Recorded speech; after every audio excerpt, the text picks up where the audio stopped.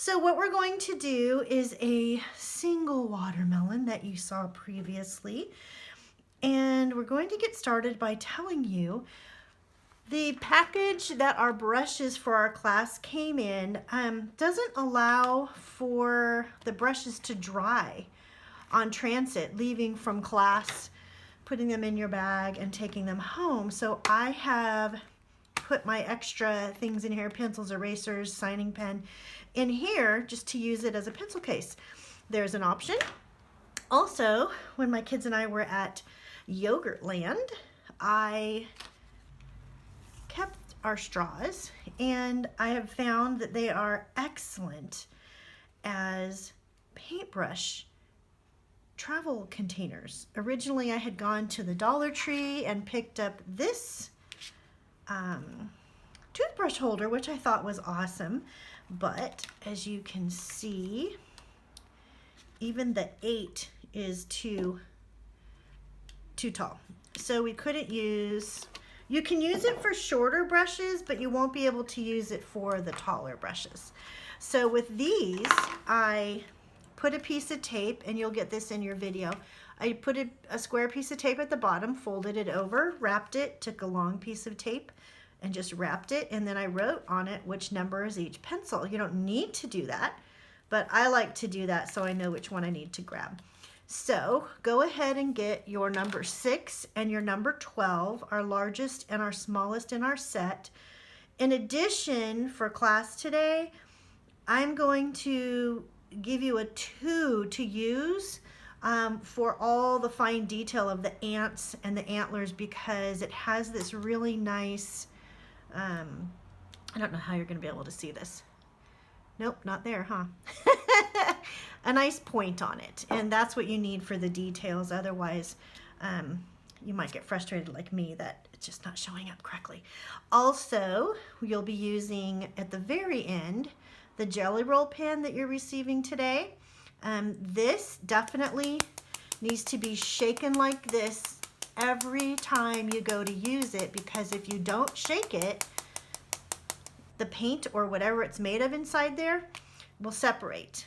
And so this way, when you draw on your paper, it just lays down a nice clean bit of white that you can use for the eyes, for highlights on the seeds. I'm going to show you how to do highlights without using that. Oh dear, look at me. I'm going to use an extra brush here because that looks like watercolor. I can't imagine, and maybe it's not. Oh dear. Well, I've started off with not a clean piece of paper, but you know what? That's okay. I will go ahead and use my clean towel and mop that up. Okay, so we're also going to be using the Dr. P.H. Martin Light Fast paints. We're going to be using the Carbon Black for the seeds and the ants. We're going to be using Sap Green for the rind of the watermelon. And we're going to be using a combination of Permanent Red and Elizarian Crimson. Unfortunately, the red has settled, so our color is probably going to be a little bit more pink than your average watermelon, but is it going to look juicy and refreshing? Okay, I have given you 2 drops of red to 4 drops of water, 1 drop of green to 1 drop of water, and 1 drop of black to 1 drop of water. You probably will not use all of your black and green, but instead of stopping in the middle of class to give you more paint, it actually is a good option. So we're going to fill the watermelon with our 12 first. So we'll put the 6 aside and let's get started. Now, I can't imagine why this is so dirty. But anyway, with your clean water, go ahead and dip your brush. Get the excess of the drippage off, because you don't want to drip on your way to your project. And then what we're going to do, we're going to do the detail up here in the teeth marks with a smaller brush. But for now, we just need to lay down some water, and you will see why in a minute. Don't worry so much about the bite marks right now, but we are going to do a wet on wet again, just like we did last time.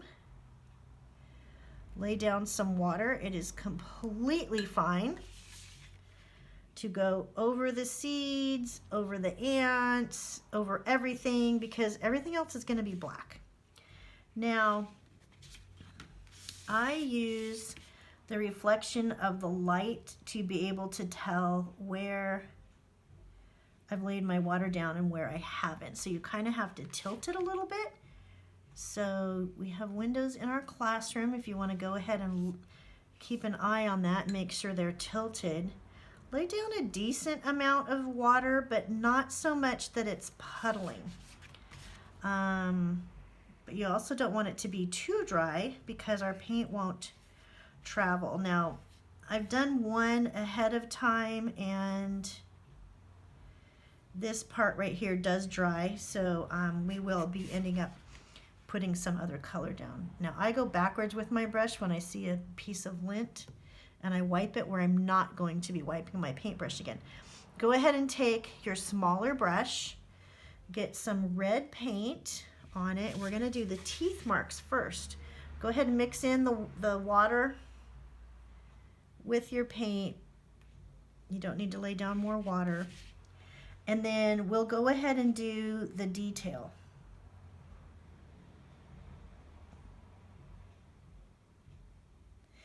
I like a nice clean edge on my watermelon. Actually, I like a nice clean edge on a lot of things, but because I just like that, the idea that it was freshly cut. So if you don't put your first coat of water, if you don't put it up right on the edge, you can get a much cleaner line, because otherwise it's going to be a little bit feathered, like you saw the paint just do its little travel feather thing it just did. I told you I don't talk well and teach on these. Sorry about that. And then go ahead and make the teeth mark how you want. You don't even have to draw those out ahead of time. Like the drawing I gave you, you don't have to draw those out ahead of time. It's almost easier to not, because then it doesn't get so, can you tell that there needs to be more water or paint right there? It just stopped. It just stopped flowing altogether. So I'm going to take my larger brush and I'm going to add more water in here, because obviously we need it. And I'm going to go all the way to the edges of the bottom of the seeds. So the edges of the bottom of the seeds. I am trying to keep track of what I'm saying, but I'm not very good at it. Did you see me flick that paint? That's also what can happen. So what I love about wet on wet is that tie-dye effect that I've loved since I was a little kid. There's nothing like it. It's the best. And it just travels and does its own thing. And I've gone over my line a couple times, and that's okay. I do like the top of this a little darker, because like a real watermelon, it is juicy. And then you can just kind of drop your color in, because what you want is you want those veins. I'll show you some watermelon. Now, can you tell that mine is too dry? So I'm just going to set my red down, and I'm going to put some water in the areas that are white. You don't have to get rid of all your white, but it's going to travel better. Wash, set aside, and then go ahead and tilt it down. And the reason is I want it to go away from this edge here, but we're going to actually visit that again. And then you can tell where your dry areas are. And if you would like, you can add some more water in there to get that moving a little. And then when you see, I think I got the wrong brush, go ahead and dry off one of your brushes, and you can, actually I want to keep that there. So I'm going to put this nice red deep color in the corner of these bite marks. Those little ants, this guy up here took some bites before he went traveling. Actually, he's probably supposed to be working, isn't he? And he just decided to not work and take a break. Yes, I am very particular about my bites. Now I'm going to go back down. And do you see how that flows? And it just gives it this really cool, you could even go sideways if you want to. The ultimate, the end should be a little more, there we go, kind of toward the center.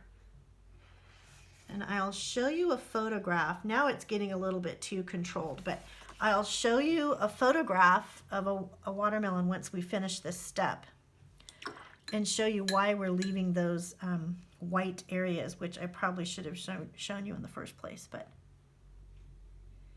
I forgot. Okay, so I'm gonna lay down a little more water. I'm also gonna take some of that puddling paint out. You just wipe off your brush and then get rid of any hard edges you might see and let that travel down. And then what we're going to do is remove some of that. I actually put bubbles in my paper, I mean in my paint. So with a dry brush, you can wick up those bubbles. There's nothing wrong with these white areas. I'm just taking them out. Okay, and then you can help this along if you would like. That is going to, that will meld together as it dries. I have seen some watermelon. Yeah, I didn't like those nice straight lines. I have seen some watermelon paintings that this is, the white ends up being, this is a little different on this side, isn't it? The white ends up being the actual color of the paper, which is really cool. So we are going to get rid of that hard edge at the bottom, but you know how watermelon can get kind of pink towards the end? Not all of it, not all kinds of watermelon do, but see how that's traveling and it's giving us kind of a neat mottled look? I actually would like it to be a little more mottled. So I'm gonna drop in some color, keep the angle going the same direction. You have, this is, we're not going to use red for anything else, so go ahead and use up your red if you'd like to. And just lay that in there and let that flow. And it's going to do those cool, oh, I love that, those blooms. And that's going to give the illusion, now I don't like how I can see my dots. I'm actually doing this very differently than the one I had planned because I'm doing this last minute, finding out we need to really be cleaned up after class. We're having a fire drill. Don't tell anybody. Should be a drill. Okay. I think that's great. I'm going to keep, dry off your brush. I'm going to keep taking out these little bubbles. I think that means I'm working too fast. Not sure. All right, now before my hard edge stays hard, whew, let's see if we can catch this. Ooh, did you see that water drop? That's because I got a little sloppy and did not check. Actually, I just didn't wipe it off before I left my glass. Now, this pink is going too far down, further down than I wanted. I'm gonna go, oopsie, almost left that water, didn't I? Let's see if we can make a little bit, yeah, that's good. A little bit of that go away. Now, to smooth in those colors into where the green's gonna be, don't worry about that little ant. He is going to be black, and we'll never have to worry about him. Oopsie, let's use a clean side. So what I'm doing now is I've wet this a little bit, wash in my wash water, rinse in my rinse water. And now I'm re-wetting it because what can happen, because I'm really unhappy that I have this hard edge right here, it's hard to paint and talk and get your painting to do what you want it to do. So let that be a lesson to you. Be quiet in class. So, sorry. If you wet it, a lot of times you can sop that color right back up. We're not going to worry too much about that. So here's your modeled watermelon. Now, oh, where's my original? You can tell how differently it's going to turn out every time. I love the white in this one of the project we were going to do, and I love this section right here, and it just dries. It's going to dry so differently. But what I want to show you is, before we get to the seeds, I jumped ahead. Seeds can be cut and sliced, and you can see some uniformity to them, some, there's a word for that. Or you can slice your watermelon and they're just kind of sporadic. What's interesting about these is because they're pushed in and cut, and they look like they're different sizes, but they're actually just different angles. So decide what you want, and you don't have to have any rhyme or reason to any of it. You can just put it how you want. And here are the white veins that this cool model look kind of represents. So now what we're going to do is we're going to get our clean little brush, get that extra water off, and we're going to use it, wipe off your extra water. I think there's a little pink on there. Let's make sure there's no pink. That's very interesting. Oh, there we go, no pink. Okay. Now we're going to mix in the green, mix your water, mix your paint. Get a nice edge, and being careful not to touch the pink part. We're going to just do the hard edge. Now, I might actually end up flipping this a different way because, ooh, little tiny hair. Because I just don't want to put my hand on my paint.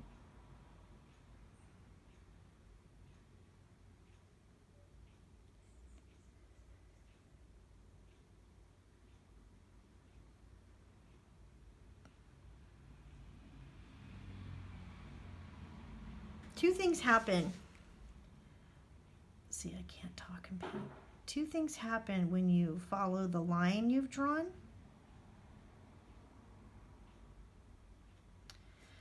You know what, I'm not going to worry about going into his head because I really want that angle correct, that arch.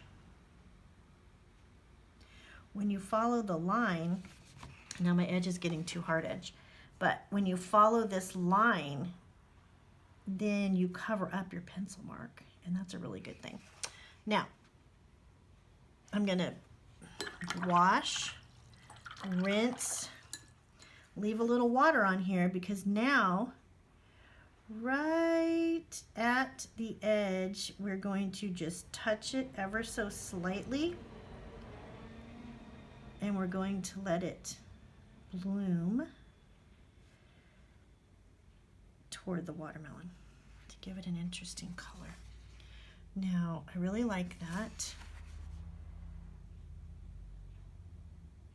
What I would like to see though on mine is that nice sharp edge at the bottom. So the way you get that is you just drop ...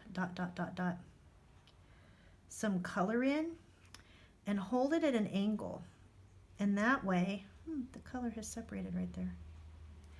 That way the color tends to go to the bottom due to gravity, and it'll give you a nice clean crisp hard edge.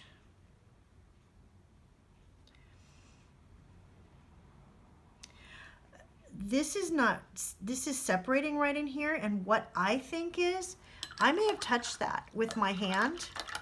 Another reason to stay away from touching your paper, because your color will tend to not adhere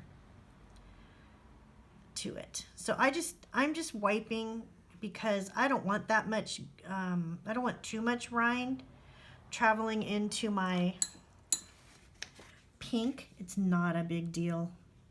It really isn't. And I'm gonna try and cover, I don't know why this is blue right there. It just is. And then I will give it another swipe and let it naturally come on over. I'm gonna encourage this too. Once I draw that little ant, those colors will go away. Anywho, so this is our watermelon. That's because I waited too long to do that edge. So now what we're going to do is paint in our ants, because our watermelon needs to dry before we can drop in some black color. The ants are going to take a tedious amount of time because they're tedious. But I just thought they were so fun. I'm rinsing off my brushes. Make sure I don't forget that. I just thought they were so fun and just gave so much life to this idea that I got from somebody else. I'm trying to find her name again. I altered her drawing to make it so it was a little simpler for us. Anyway, I reference her name in the other video, the longer video. So what we're going to do is take that little brush that you have to use for today, and we're going to mix in the black with the water, and then hopefully you can see this. If you travel your brush like this to make it flat on one side, that allows you to use the flat edge that you probably can't see on here, but that allows you to use that flat edge. Oh dear. You know how you have an angle that you like to, let's see, use, these aren't gonna work. Here's a good one. Go ahead, you can go on the head too, and don't be afraid to not follow your pencil mark, because you can erase that later. You can't erase it once the paint's laid down, but you can erase that later. So I'm gonna scoot this out of the way because I'm gonna be twisting and turning all over the place. So follow your antenna how you want. That's what they're called, right? And see, I'm trying not to touch my paper. Trying really hard only to use the very tip. Did you see how skinny that got right there? And then I went over it and I got it fat again. Oh well, that's okay. I like to do those first because I can see how light or dark they're going to be. Now, you can paint in the whole face. It will save you time if you'd like to. I like to have my highlights be the paper. I'm not really a fan of coming in later and adding color. But the thing about adding color is, or adding your eye in later, is it's going to be exactly where you want. So I've left a spot for an eye, but I can also come in later and use the Jelly Roll pen. So what? When you do that, it becomes multimedia. Does that matter to anybody? It doesn't matter to me.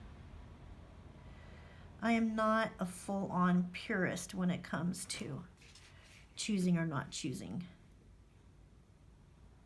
I'm going over this again because I want them closer to the same size.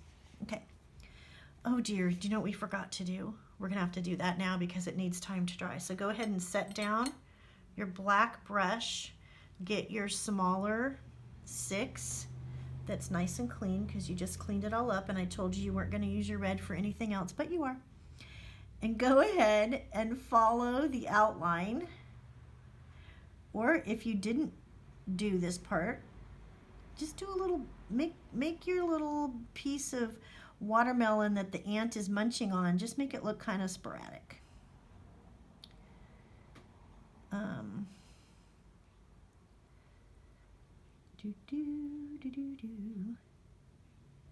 So he has stolen this little bite. I mean, he's up here eating and not doing his work while these two, this poor guy's falling.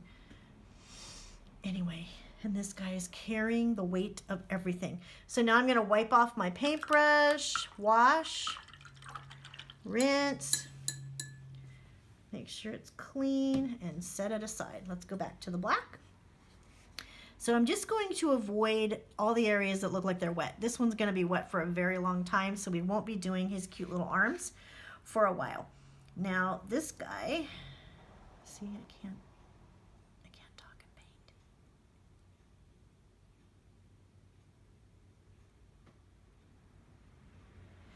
Start painting inside your line, and what this allows you to do is go over the line again on the outside if you get it all fudgy. Did you see how fudgy I got mine? It was all like, Oh, I thought of another thing we could do while we wait for the red to dry. We will do that next.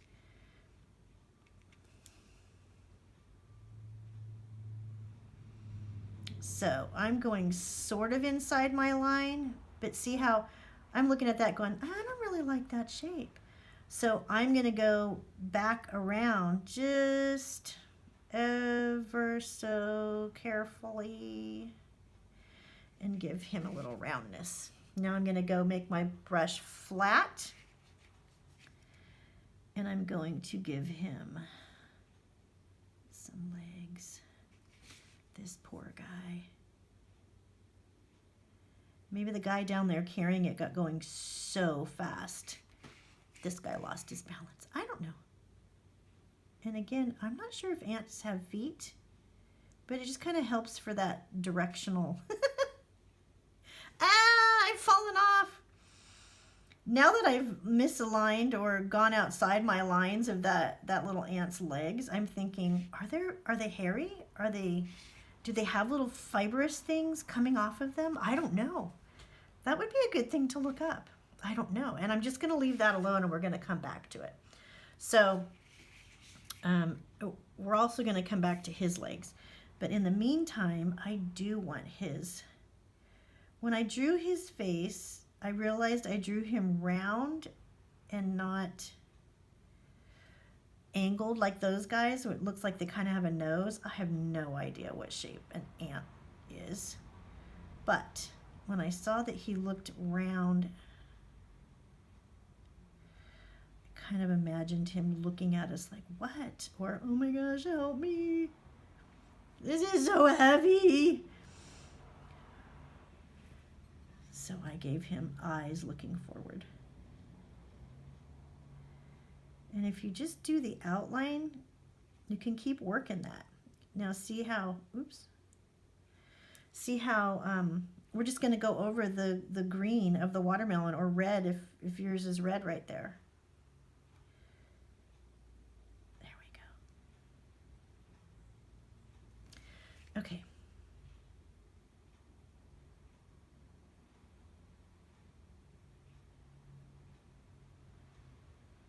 How many of you are singing ant songs?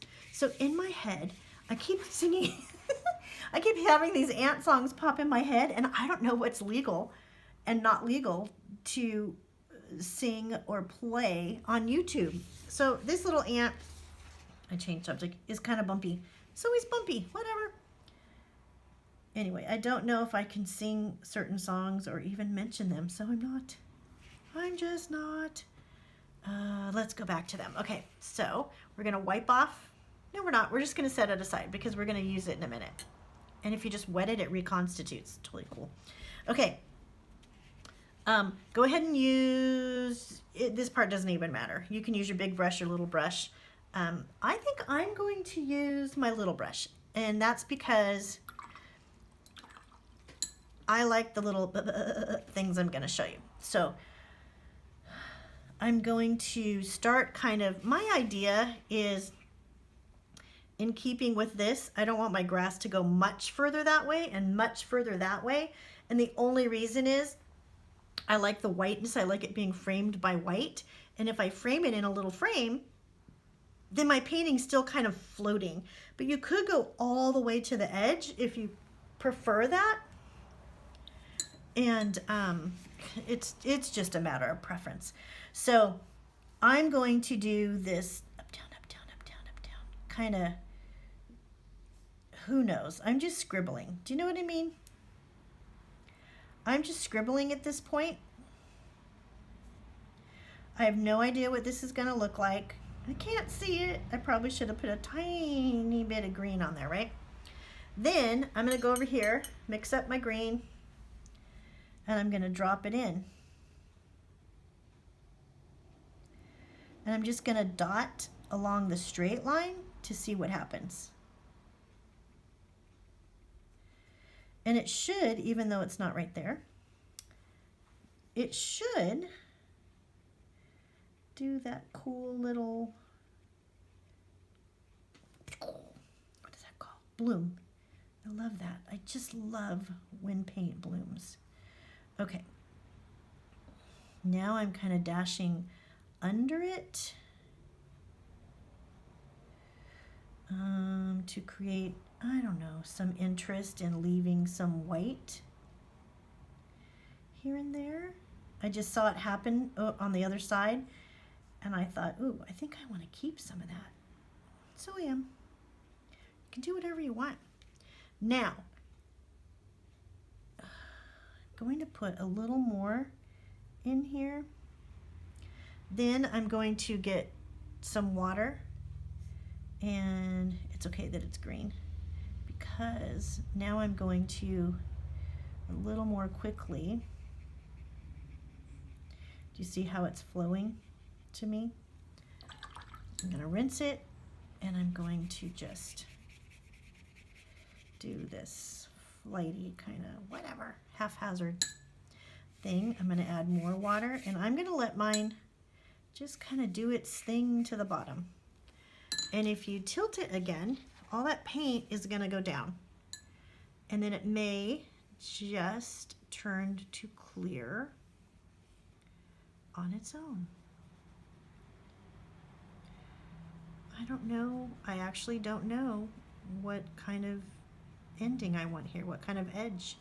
So suppose you could, you could just feather that out as well. It'll just have the ever so slightest tint of green, barely any green, but it might give it some interest.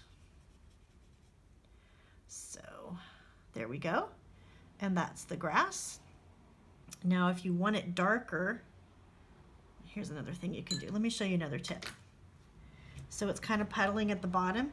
If you just rest this, touch it to another object, another absorbent object, it'll mop it up for you. Now, if you want, I don't have any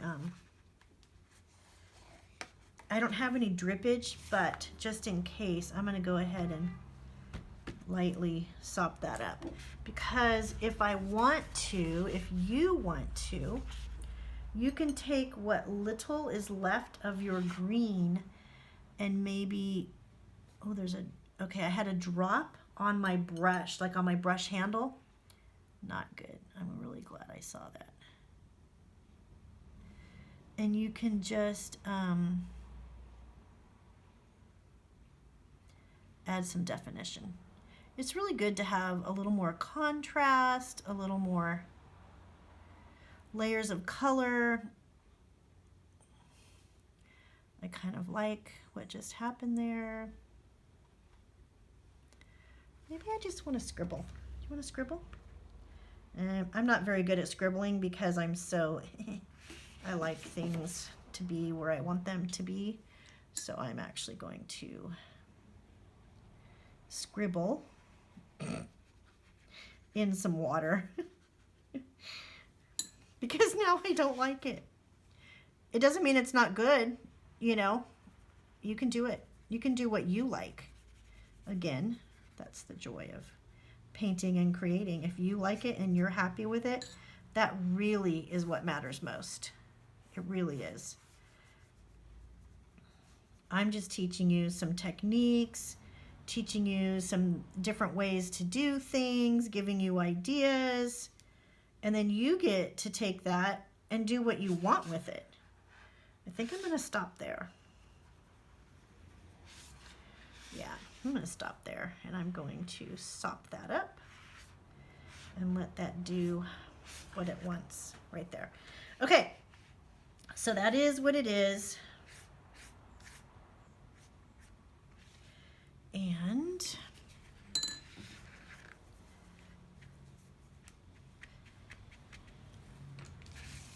then we'll get back to, I've got a little puddle right here. Sorry.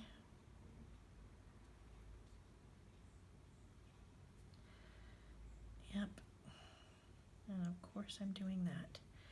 Okay, I'm going to go ahead and take a clean section of my washcloth, and I'm actually going to do it along the bottom. There, I'm happy with that. I can see the blues and yellows and greens that are made up in this color, in this sap green color. Okay, now I'm going to finish rinsing my green, set that aside, go back to my black, because now things have dried more. I can see where it's wet.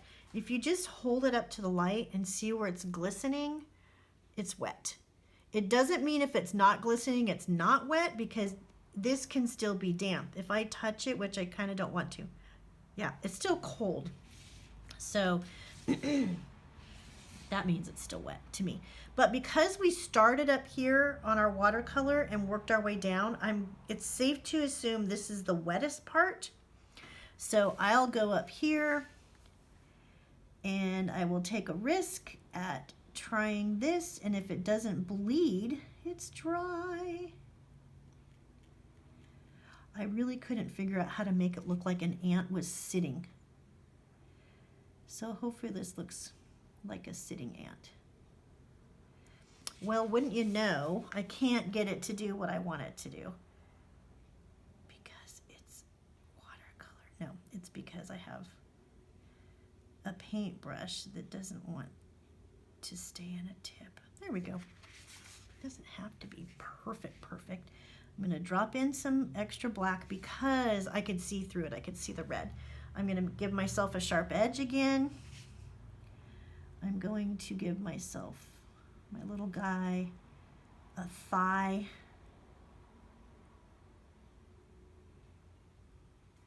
A little foot. And then I'm going to go ahead and do the arms before the elbow and the hand, because I don't want the black to go in there and I can see that it's still wet. So we'll stay away from that. And then hopefully the angles chosen here will make it look like this little guy is falling off. But you can do whatever you want.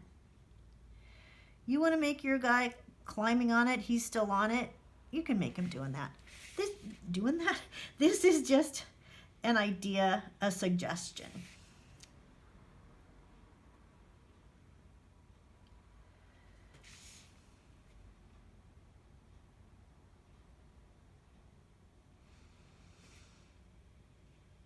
If we have time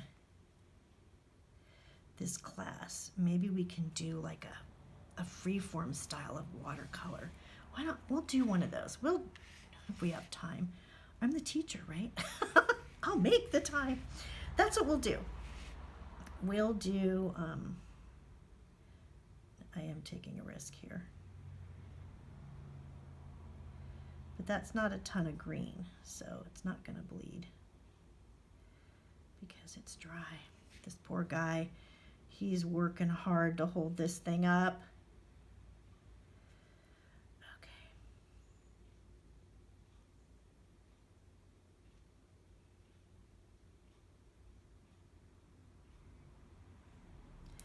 I wish I could zoom in and show you how just the tip of the brush I'm using. It's just barely the tip. Yep, that is still wet. So what we can do now, nope, it's still wet. So what I'm going to do is I'm going to walk away. I'm going to come back and we'll finish the seeds in a little bit.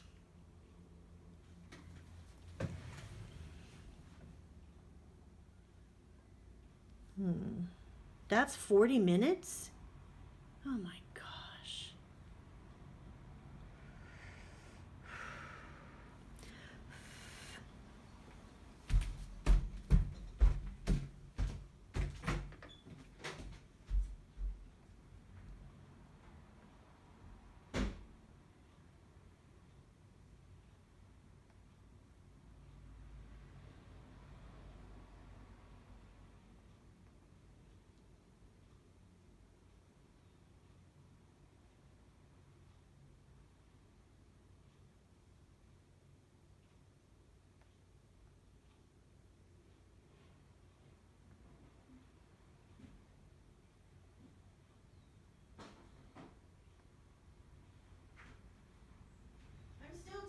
I just need a hairdryer. It's going to be easier to cut later.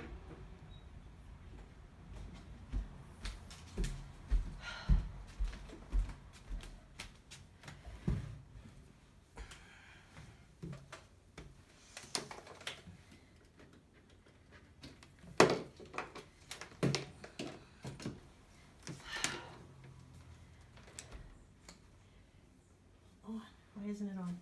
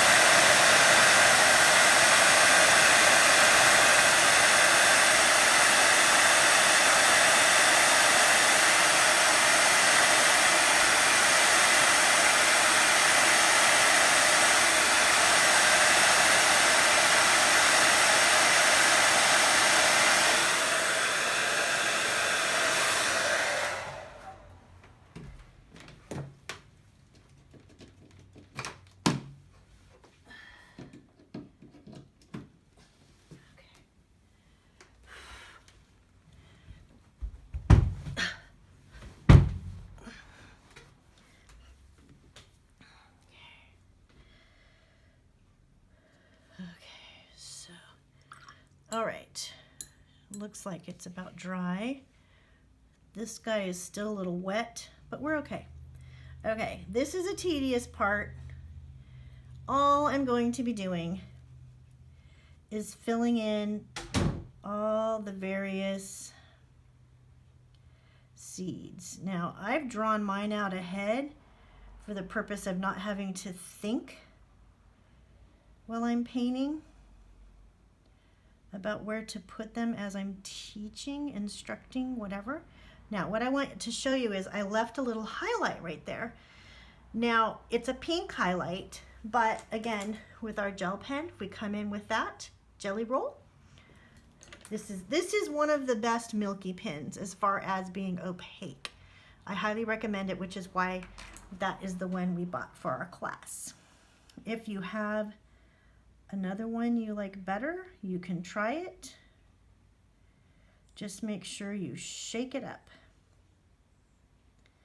Doesn't matter where the highlight is, it just depends on where the light is hitting it, where it's going to end up. So, I mean, unless we were doing a directional painting, do you know what I mean? If there was a direction of the sun. Let's say the sun's just kind of behind us, and if that's sticking out of the watermelon more than another side, then that's what's going to be highlighted. Maybe we could do a light steady watercolor. See, this one's already getting gray, but what's cool about that is when the seeds are within the watermelon, they're not as black as the seed is when you know, spit it out. Get it in your mouth and spit it out. So, So we will leave that cool gray color.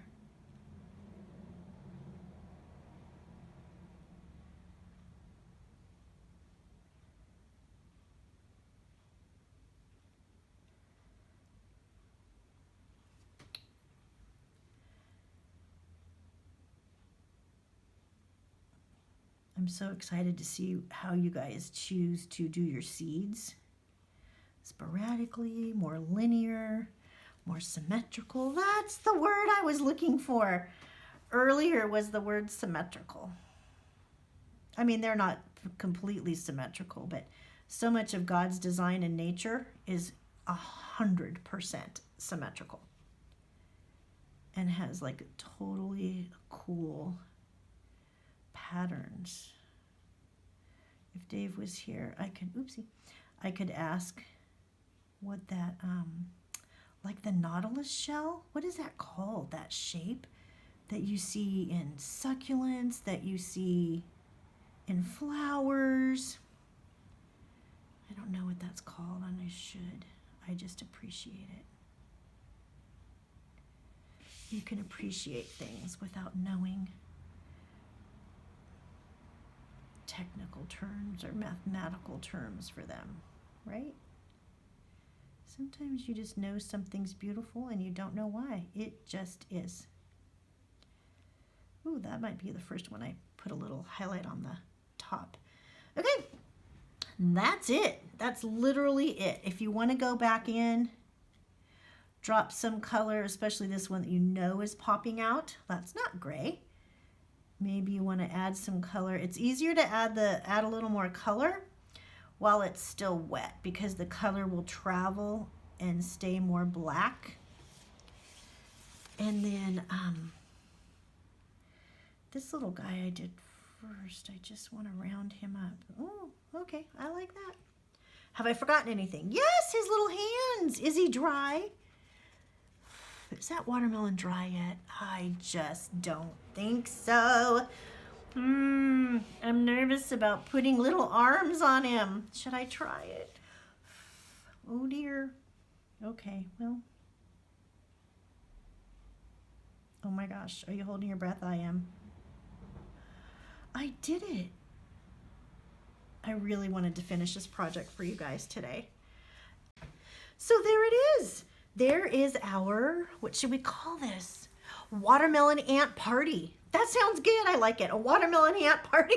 This one might be regretting it. I don't know. This one too. This one's having a party. Anyway, I hope you like this project. Let me know if you have any suggestions or questions, and enjoy.